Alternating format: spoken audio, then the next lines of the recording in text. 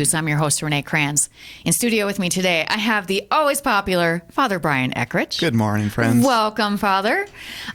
We wanted to bring you in. So first, Father Brian Eckrich is the parochial administrator still at St. Joseph the Workman in Huntermore and St. Rose of Lima in Garrettson, also the chaplain for the South Dakota State Penitentiary. Soon to be pastor of pastorate, what number? 7. So, Millbank, Big Stone, City, Revillo, and Clear Lake. Thank you for naming all of those. Yep. I knew Millbank and Big Stone, but I can never remember the others. So, Yep. And someday that will not be pastorate 7. It will be something awesome. We'll figure that out. Yep. Everybody will come together and be like, this is what we want. So it'll be good. All right. So we wanted to bring Father Eckrich in before he moves up to Millbank first and have him on Catholic Views Live. And we wanted to talk about the love of friendship. This is, and how our culture gets friendship wrong. So the reason we wanted to talk about this is I heard a few little birdies told me that Father Eckrich had a great homily. What was that, a week or so ago? A couple weeks ago. Yeah. And it was about this topic, and they were just learned a lot, super impressed by it, and was like, that would be a great topic for Catholic Views, because we all need to, in our world today where friendship is very misunderstood, which is unfortunate because we certainly need friends. And we just wanted to see what the church has to say about this. So, Father, let's start first with, how does society view love and the phrase, I love you? Yeah. So I would say, how does society understand this? They don't. Yeah. We use love for all sorts of things. I can say, like, I love my cup of coffee, we love our families. Mm-hmm. If you're married, you love your spouse. And we don't really make clear distinctions about types of love. Mm-hmm. And in reality, classically, there always were understood 4 types of love, okay, which I can briefly run through now. Yeah. The first was this idea of love of familial love, okay, love of the familiar. So obviously, we love people because they're simply around us all the time. Mm-hmm. First and foremost, they can be our family members, our siblings, the people we work with, like people even in this building. Mm-hmm. Like, oh, I know them. Right. Like, I have some affection for them. I'm not really friends with them. Right. Even our neighbors in our neighborhood. So that's familial love. That's kind of the lowest, I'd say, form of love. Not bad, but it's like the introductory love. Yeah, it's introductory. and then there's kind of the 2 others. There's eros, a romantic love, mm-hmm, and we can expand on that. That's not, in the broader sense, it's not specifically romantic, but that's kind of the most common explanation of it. Right. Then there's third type is sacrificial love. Okay. To lay down your life to give of yourself for the good of another. Mm-hmm. And then, of course, finally, the fourth, we have the love of friendship. Okay. And that, I suppose, is the topic of the day. Right. It's friendship, of course, it's a conscious choice that we make to say, okay, I see a good in someone, mm-hmm, or something in someone, and I want to make that conscious act of my will to pursue that person in some way on various levels of intimacy. Sure. So, okay, those are the classic distinctions of love. Okay. So why is it a problem that we have a skewed view of this? Because we certainly do. For instance, now this is a question I wanted to ask you later, and we can answer it later if you want. But for instance, there's this kind of common notion that if you're married, the husband shouldn't have female friends or whatever, that's a danger. Mm-hmm. And maybe it is. And we can talk about that in a little bit if you want. But, or that men and women can't really be friends or can't be very good friends. So why is it a problem that we have that skewed view? I suppose a couple of reasons. Mm-hmm. One, we live in a culture that hypersexualizes everything. Mm-hmm. If they see any form of intimacy or closeness between people, mm-hmm, whether it be 2 men or 2 women, they think, well, something must be up. Or we only ever view it really is a perversion of eros, right, in our culture, where we just think any form of intimacy has to necessarily be romantic. Right. It doesn't really acknowledge, culture and people fail to acknowledge the totality of the person as both body and soul, with a personality and interest and all sorts of extra dynamics and aspects of the person. Mm-hmm. So that's, I guess, one reason why we don't, do well with, friendships in general, but then friendships between men and women. Yeah. And that's something I wanted to focus on the second half. I know perhaps another thing, I guess if people question the possibility of friendships between men and women or just any friendship, it's also, I think, because true and authentic friendships have to be rooted in virtue. Right. And the reality is how many people in the world actually pursue virtue and are virtuous. Right. And we can talk about that when Aristotle kind of lays out this hierarchy of three different goods. And he says that these are difficult to obtain. The virtuous friendship is difficult to obtain because...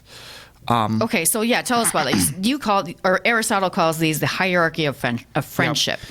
Yep. So in Aristotle's Ethics, he dedicates two out of 10. We're getting very smart on Catholic Views today. We are doing Aristotle and Father Eckrich. I know.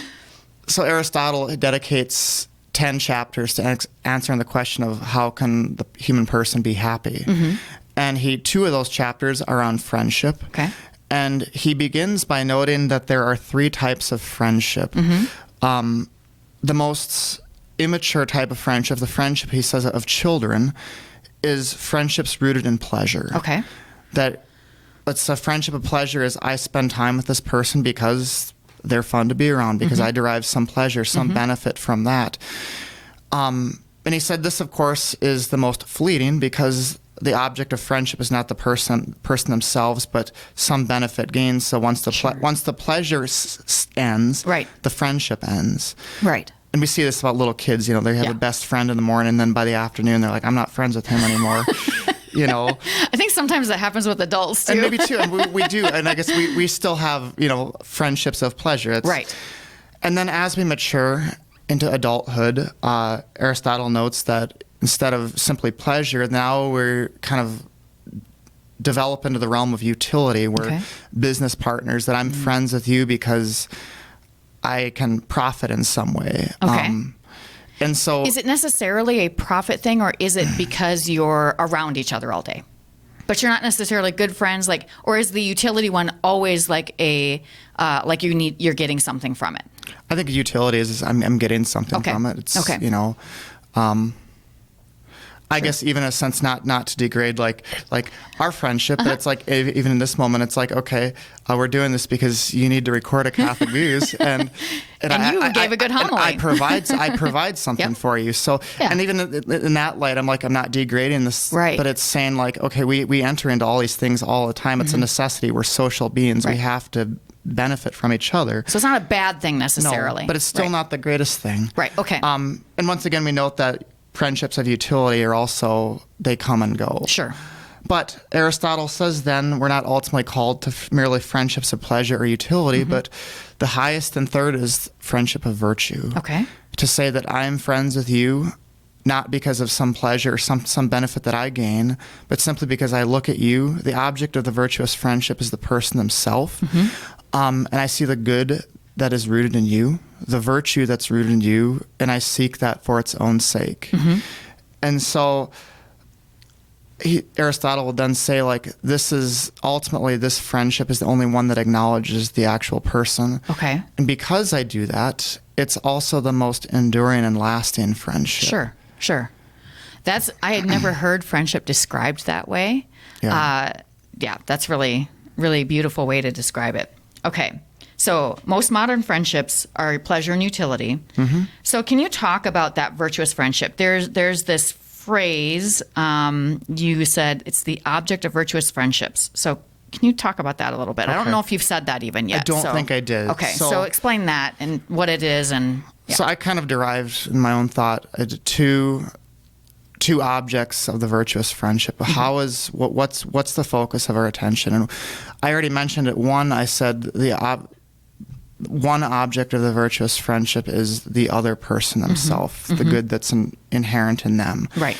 But then I think in friendship, there's the dimension, the aspect of some external goal, something. Actually, I was going to read this. I was going to say, so I'll quote this. C.S. Lewis wrote his book titled The Four Loves, in which he talks a lot on friendship. And I'll read this. He said, friendship arises out of mere companionship when two or more of the companions discover that they have some common insight or interest or even taste which others do not share, and which until that moment each believed to be his own unique treasure or burden. The typical expression of opening friendship would be something like, "What, you too? I thought I was the only one that had this belief." Right. So it's a common, like, hey, you and I share the same interests, the same activity. We're going to pursue the same goal. And in pursuing that goal, then it forms a bond between us. Right. But we're directed at something outside of ourselves. Okay. So were you going to say something Well, else? I was going to say, and ultimately, like, one of the things, like, a common goal, Yeah. and I'd say, like, one of the things, like, that we have in common, even in this communications office, in the church, is the common object of our faith. Right. It could be faith, our Catholic faith, even politics. It could be all sorts of things, but those are probably the most significant ones. Right. When you consider an object of virtue. Right. Our faith. Yeah, I know. Up here in the communications office, Father swings by once a week or so, because of course he's lives over at the cathedral, and he swings by, and we often talk about as a group matters of faith, often politics, and we've found we have lots of things in common with Father Eckrich. Yes. So we've become kind of a group of friends all together here, which has been really fun. Okay, so if you just joined us, we're talking to Father Brian Eckrich about the love of friendship. Father, where do you want to go next? Because I know you said there was like a second part, but have you said everything you wanted to say about the first part? There was one thing I guess I was going to touch on in the first part. As we talk about this kind of external, this goal, this object of pursuit that bonds friends, I say one thing maybe why friendship is lacking in this world is because we don't have, it's difficult to find a common object of interest, something to pursue. You think about, I have in my notes, like, most people are boring. Because I mean, it's true. We're in our phones all it's like day. when you go out and look at something, like, one of the saddest things is, like, you go out to eat at a restaurant and there's a group of people and there's literally just sitting there buried in their phones. It's like, that's not an object of virtue. That's not an object that's even interesting. It's like, so I guess if you want to have good, solid friends, do interesting things. Yeah. Read a book, read things, have something of interest that you can actually talk about in conversation. Yeah. So I guess that was one of the things I wanted to touch on. Yeah. I've heard some people put it as do real things. Yes. So rather than live your life in social media or in an online world, do real things that other people can relate to and participate in with you. Absolutely. So, yeah. So that's what I want to say about that. Okay, good. Move on to part 2. Okay, yeah. So the second part is really about how we as modern people sexualize everything, like almost everything, not just friendships, but certainly friendships. So you have all kinds of notes here, and I don't even know. I'm going to let you start because I don't even know where you want to start. We might have to skip over some of the stuff. Yeah. But so one of the things. Pope Benedict XVI wrote his encyclical Deus Caritas Est, which is Latin for God is love. And in that, in the beginning, he actually talks about the love of Eros. Okay. That romantic love. Yes. And he often said that Eros is reduced to simply the physical, sexual sphere. And he said, actually, Eros has a much broader scope to encompass the whole person. I said, modern society likes to reduce the person to just simply a sexual body. Right. But Benedict says that Eros actually acknowledges, Eros is a desire to receive the good of another, to unite that good to myself, to have this bond, forms this bond of intimacy. But really, I can also see, like, can I have that bond of intimacy when I recognize things about you, right. Things about, recognizing that you're a spiritual being, that there's all sorts of aspects of the person that are good, that we can desire.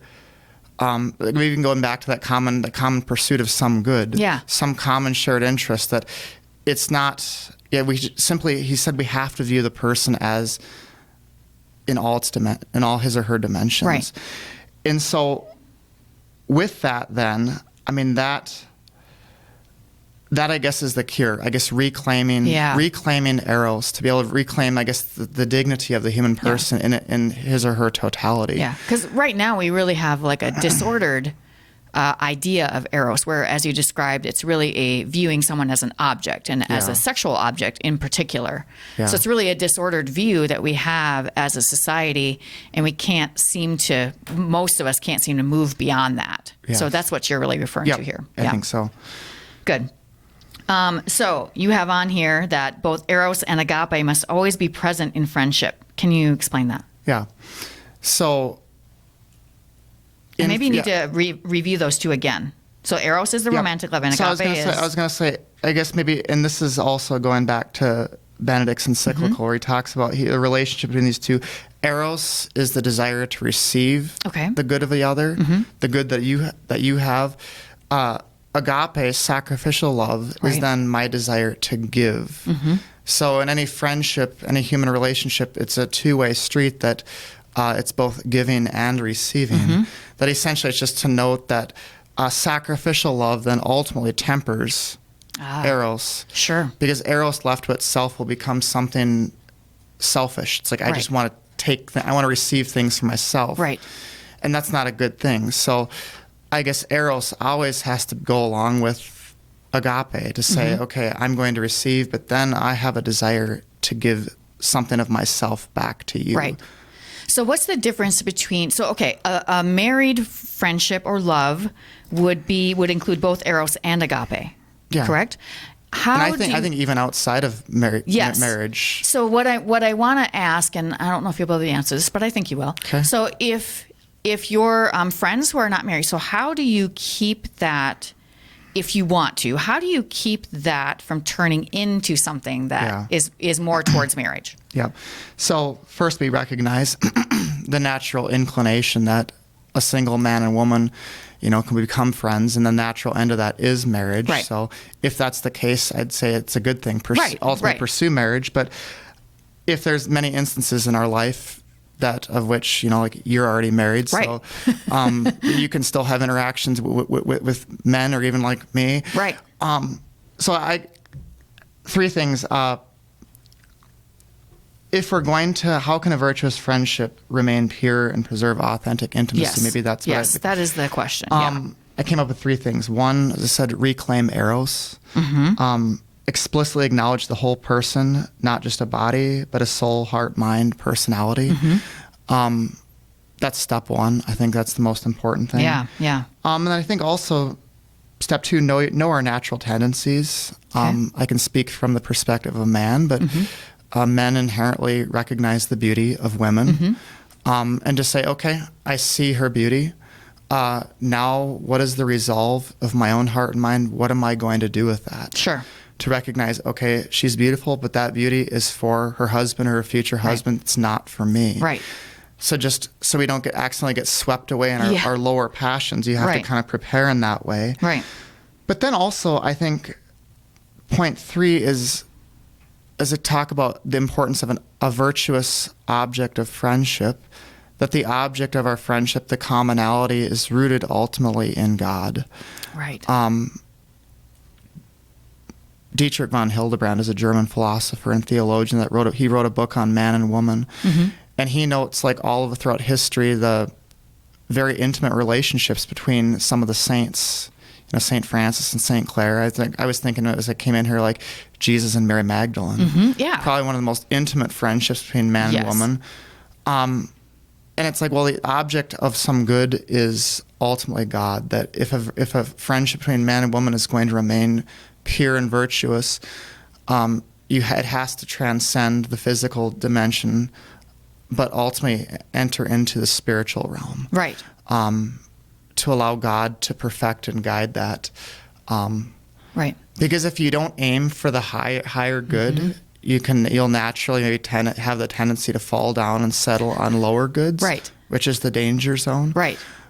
So I guess those are the three things. Reclaim Eros, have an awareness of our human nature and its natural tendencies, and ultimately have a friendship that's rooted in things that are virtuous, but ultimately the highest virtue, things of God. Right. So what you're telling me is married couples can be friends with the opposite sex Yeah, I hope so. if they have those friendships ordered in the right way. Yes. And single people can be friends with the opposite sex if they have those ordered in the right way, unless they don't want to. Yeah. Of course, you want to find a husband somewhere. So there are times when you're like, nope, I don't want to be friends. It's good to know, because sometimes you hear, I'll use a fairly famous, we're just about out of time, but I'll use a fairly famous example. Mike Pence has often told people that he will not be alone with a member of the opposite sex, like ever, because he's a married man. I don't know. Maybe it's necessary for him. Yeah. Partly because of what he does, the optics of it and so on, maybe. But that isn't always necessary if things are ordered in the right way. Is that what you're telling us here? I think so. Okay. And I think it's for each person to discern. Yeah. To know yourself. That maybe, like you said, for Mike Pence, that's something that he needs to do. Or you also recognize the reality of optics, that people see things in friendships and they misinterpret that. Especially for politicians. Yep. And so that is always something to be aware of. Yeah. But yeah, then you might discern, I have a good and solid relationship with her, with this person, so I can, here's what I know I can do, and it'll be good. Right. And virtuous and edifying towards, Yeah. And in those cases, too, the husband and wife have to agree on what they feel is appropriate for their marriage. If you're married, your spouse should know what you're doing, who you're hanging out with. Absolutely. Or even and be okay with that. Be a part of that, yeah. Okay. Father Eckrich, we're pretty much out of time, but is there anything else you wanted to add real quick? Did we hit everything, do you think? Not in 12 seconds. Not in 12 seconds? Oh, come on. It's a challenge.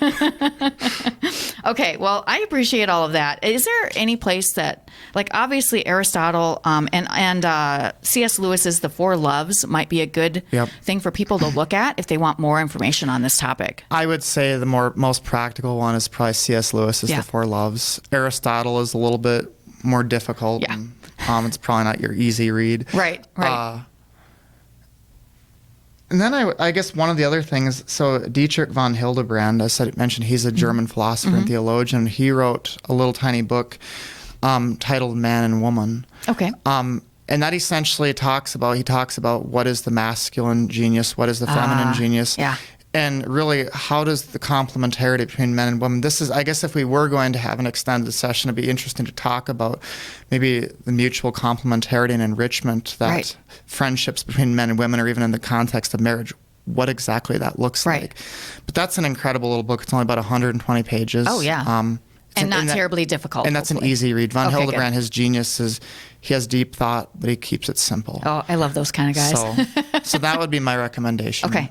Great. So, thank you so much for coming in and talking to us about this topic. I think it's super important right now. Yes, thanks, Father Eckrich, and enjoy Millbank while you're up. I'll do my best. Once you get up there. Yeah. Yes. All right. If you haven't found us on social media yet, you can always find us at Facebook, Instagram, Twitter, and YouTube.